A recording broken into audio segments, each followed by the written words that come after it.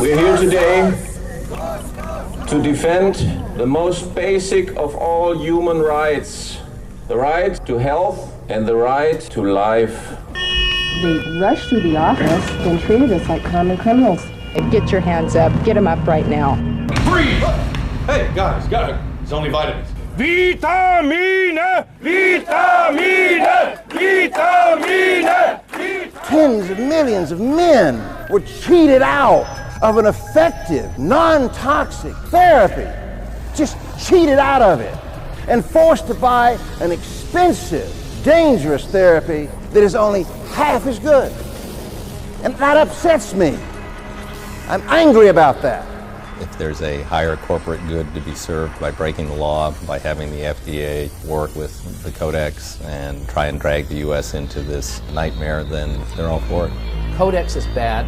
It's bad for a lot of people, and it's bad for the very people who need it the most. And it's the power that's in the WTO that we have to deal with ultimately, and I don't like the trend. Turn the camera off. We can talk.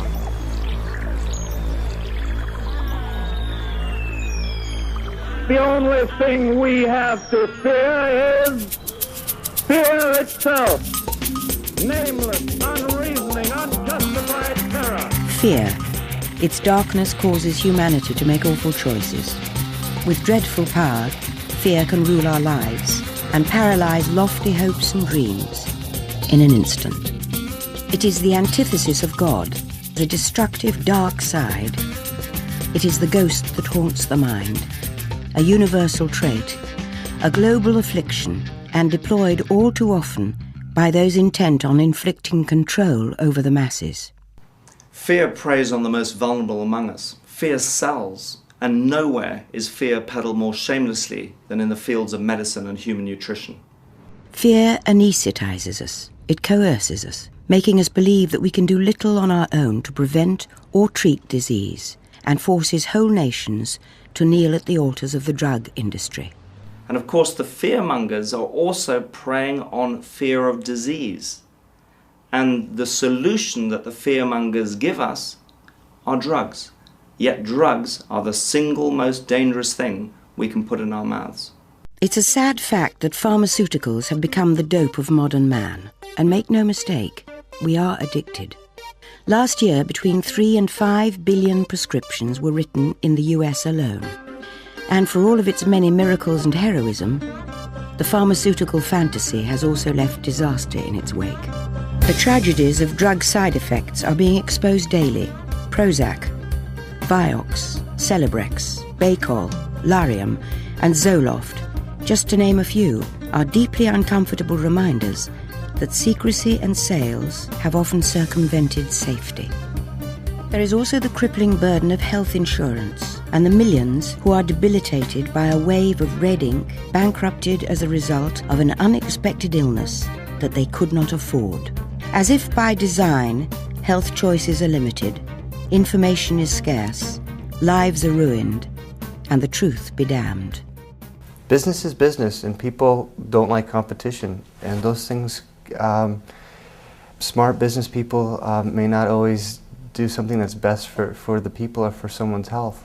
In addition to these painful realities of life, however, an abundance of evidence now suggests that this holy reverence towards modern medicine may be killing us. I wrote Death by Modern Medicine, inspired actually after writing a paper called Death by Medicine. And what I found after analyzing government databases and peer-reviewed journal articles, I found that 784,000 people are dying annually, prematurely, due to modern medicine intervention. And also found studies that said we're only capturing 5 to 20% of the actual deaths. We're clear that the status quo is equal to a premature death in this country. Someone needs to stand up and scream and say, foul, something's gone awry. Somebody needs to stop this madness and say to the public, there's a better option. We will no longer accept the status quo. But the fear machine is well oiled by petrochemical dollars, and a near worldwide monopoly in healthcare. It works overtime to prevent the truth about dietary supplements from getting out to the public. Governments, particularly in Europe and the United States, seem all too eager to comply with the robber barons of healthcare. It has always been so, as evidenced by this 40-year-old government film, which is but one of many in their arsenals. But it's still the same old snake oil. During the 1990s, however, despite generations of institutional bias, American consumers won critical battles against the Food and Drug Administration, the FDA, and the medical pharmaceutical establishment. In the mid-90s, there were movements to put all supplements on a prescription basis. And in all the countries in the world where they've done that, it more than doubled the cost and made them not available. And it's really a freedom of choice issue. It's not a company manufacturer issue. It's a consumer's issue. So we were fighting for the right to have access for our own use, our own families, and our own businesses. And fortunately, the health food consumer felt the same way. We actually were able to marshal, one day in a period of hours, 1 million phone calls to the government. It was really a citizens' uprising. This massive consumer movement for healthcare freedom was invigorated when the FDA became enveloped in controversy of its own making. The agency approved a guns-drawn raid at the clinic of Dr. Jonathan Wright and also raided dozens of health food stores in a premeditated power grab. Consumer outrage fueled Hollywood to become immersed in the debate, and actors like James Earl Jones and Sharon Stone became part of a national campaign for healthcare freedom of choice. When Mel Gibson came aboard, he documented his views in memorable fashion. Breathe! Hey, guys, it's only vitamins. Vitamin C, you know, like in oranges. The result of the consumer outcry was that DSHEA, the Dietary Supplement Health Education Act, passed overwhelmingly in 1994. This became the only national law that linked the use of nutrients in dietary supplements to reduced risk of disease. And since DSHEA helped ensure relatively free access to a wide range of dietary supplements for consumers, activists pulled back from the front lines, thinking that their struggles were over. Others, like Joe Bassett, knew better. We're in a particular industry, for the sake of a better term, the health food industry, that's always been under attack. It's never stopped. It still isn't stopping because you have vested interests. In our country, you have everybody using vested interests, and the ones that are really entrenched use the government. I believe DSHEA has always been under attack, except for the first few years after DSHEA was passed. The present attacks are very broad, which means worldwide, and some of the attacks are just specific to the United States. Now, a bureaucratic shadow called Codex Alimentarius threatens to silence the opposition forever, both here and abroad. But Codex began innocuously enough in 1963 as a creation of two arteries of the United Nations, the Food and Agricultural Organization and the World Health Organization. Back then, nearly everyone endorsed their two major goals, to provide nutritious foods for developing nations and to shape guidelines for dangerous industrial chemicals in the food supply. Within the past decade, however, Codex Alimentarius has altered its mission dramatically, many say negatively so, to include a wide swathe of products, including dietary supplements and genetically modified organisms. Mr. Scott Tipps began serving as a US delegate to Codex in June of 2000. During the first meetings, he did everything he could to communicate with the head of the US delegation. I, in a flurry of notes, passed comments and suggestions and the like to Elizabeth Yetley, who was the American delegate there, and it made no impact. In fact, the only impact I had was to call her during a break and basically be very tough with her about a particular clause that she was trying to remove from the final report. That particular sentence or clause basically said that the United States supports the right of consumers to have free access to vitamins and minerals, and she had unilaterally yanked that from the final reports. This attitude by Ms. Yetley, who is an employee of the US Food and Drug Administration, is reflective of Codex meetings in general. In an attempt to shine light on those who are unilaterally making public policy in private, health freedom advocate John Hamill took a small video camera into 2 Codex meetings in 1998. These grainy videos are all that remain of the tapes, which mysteriously disappeared. Moving right along, agenda number 5 on violence and minerals. So you're going to strike that second paragraph? Well, these are draft positions. They go in as draft positions. So they're not the final nor the formal position. You've seen the letter from Ron Paul then, and this was signed by Ron Paul, Congressman Stunt, and Congressman Cook. We have received a lot of mail. We've looked at all of it. And you acknowledge that this represents the will of the American people and the will of Congress, correct? There's a wide range of opinions on this one. Despite multiple written requests and the intervention of a US congressman, the FDA refused to answer any questions about codex, dietary supplements, or even labelling for this documentary. But judging from this rare interview with Michael R. Taylor, then Deputy Commissioner for Policy at the FDA, it is apparent that the agency is unaccustomed to meaningful questions about health policy by the media. You stated your concern, and the FDA certainly has, on L-tryptophan. What about your concern regarding something like Prozac, that very well documented 28,000 adverse reports, 1,600 suicides associated with that drug? Well, drugs that go through our very rigorous testing and review process are very well understood chemicals, and drugs are recognized to have both risks and benefits.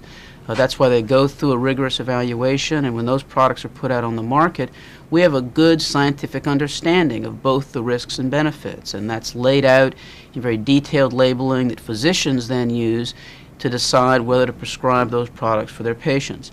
Side effects are part of pharmaceuticals. That's recognized, and that's why we're so careful scientifically.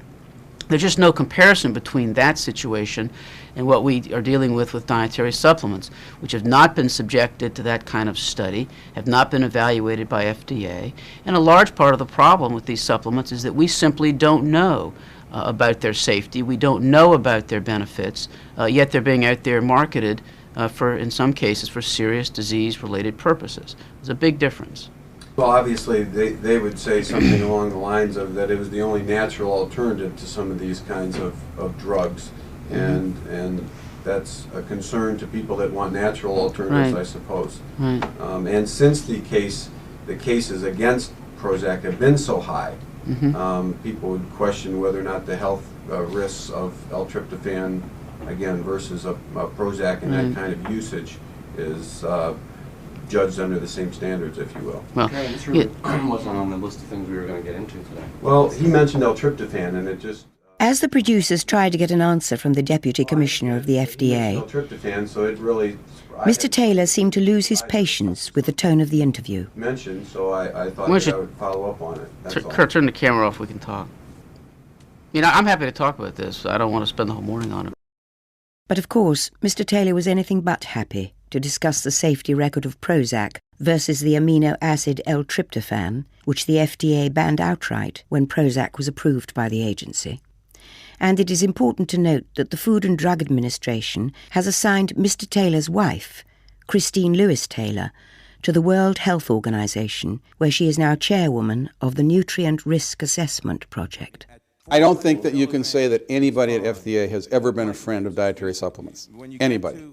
They are friends of the classical reductionist scientific system that is based on cause and effect and doing a bunch of huge and costly studies, which are the backbone of the pharmaceutical industry, which are the driving force of our healthcare system, which is driving us into bankruptcy and killing between 200,000 and 700,000 people a year.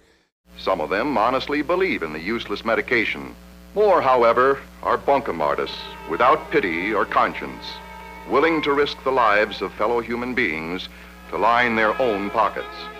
Institutional hypocrisy and bias are endemic at the agency. In fact, the FDA has made no secret of its intentions to harmonize the US vitamin and mineral standards with Codex, thereby reducing the dosages of common vitamins and minerals to ridiculously low levels. They've said so before Congress, in the National Register, and even on their own website.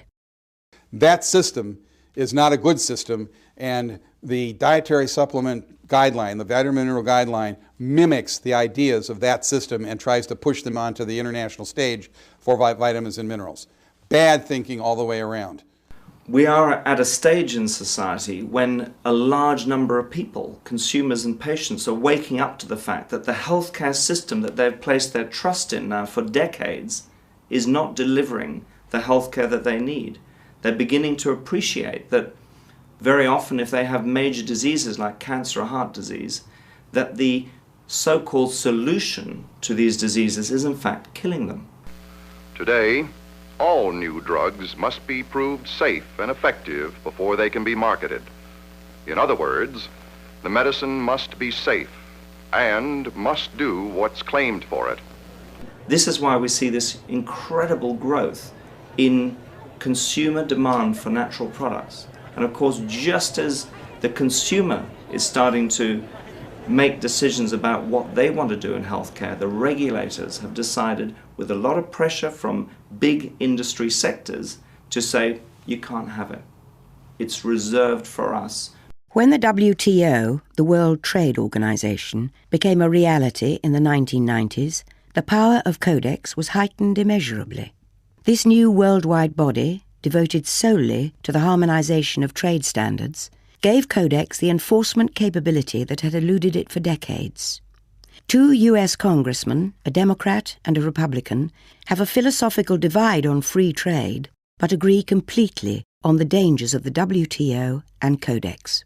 The WTO is said to be set up for free trade, and I happen to like free trade. I like low tariffs, and I like goods and services flowing across borders.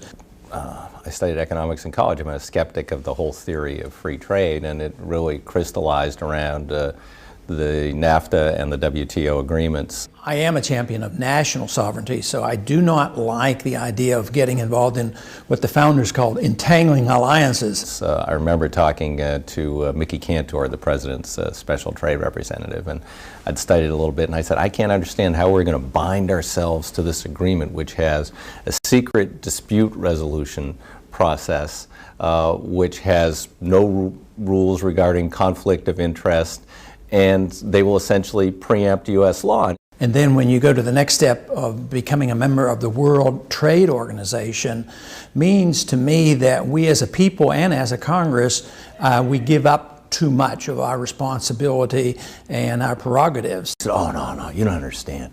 They can't preempt our laws. I said, oh, you're right. They can just fine us for having our laws, and we can pay perpetual fines because we have laws that protect consumers or the environment, or we can repeal our laws. But now we're talking about turning it over to a world organization that's going to force harmonization. So it's working as designed as far as they're concerned, which is to protect corporate interests and overrule governments and stick it to consumers.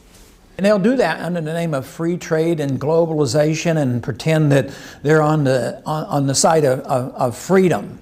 But actually they're not. They're on the side of regulations and special interests and protection of certain big corporations.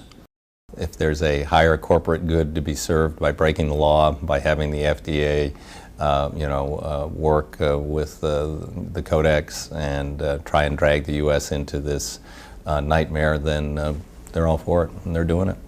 So we do what the WTO tells us, and that's why I'm very leery of the WTO, and I'd just soon we get out of the WTO.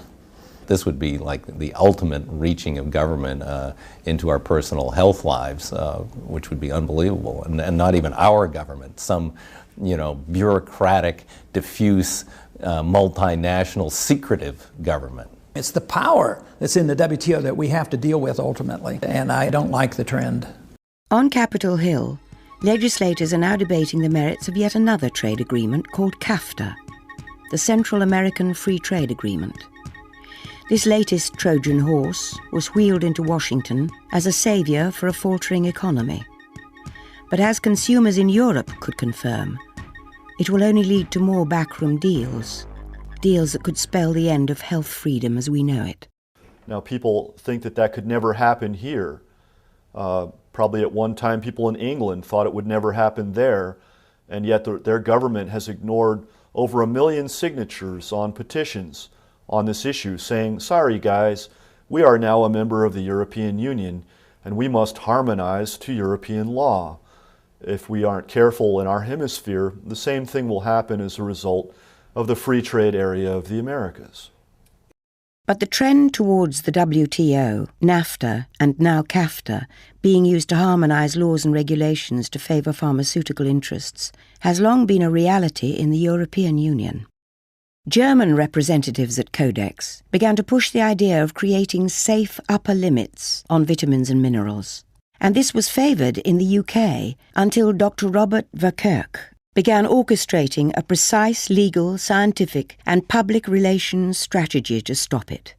His organisation, the Alliance for Natural Health, brought a landmark legal challenge to the EU Food Supplements Directive. In April 2005, the Advocate General in the European Court declared that the EU directive should be declared invalid under EU law. In July of 2005, UK and European consumers will discover the fate of this legal battle, and it is anything but a sure win.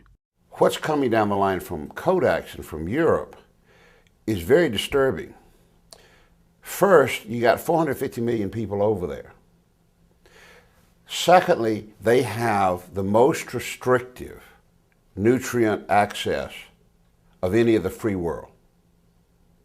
Third, you just had a woman in France arrested and is now undergoing trial for selling 500 milligrams of vitamin C tablets.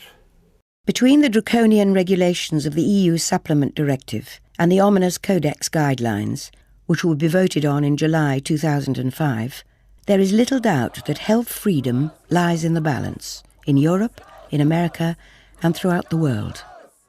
The World Health Freedom Foundation is supporting this movement in Europe, because there's no question if we stop it in Europe, its effect on the United States will be less.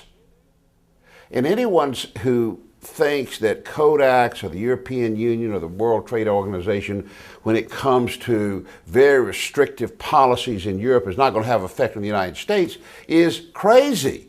You got 450 million people over there. They have enormous trade with us. They deal in steel and textiles, etc. And if they are upset with our libertarian policies regarding nutrient supplements, it's going to affect other economic systems.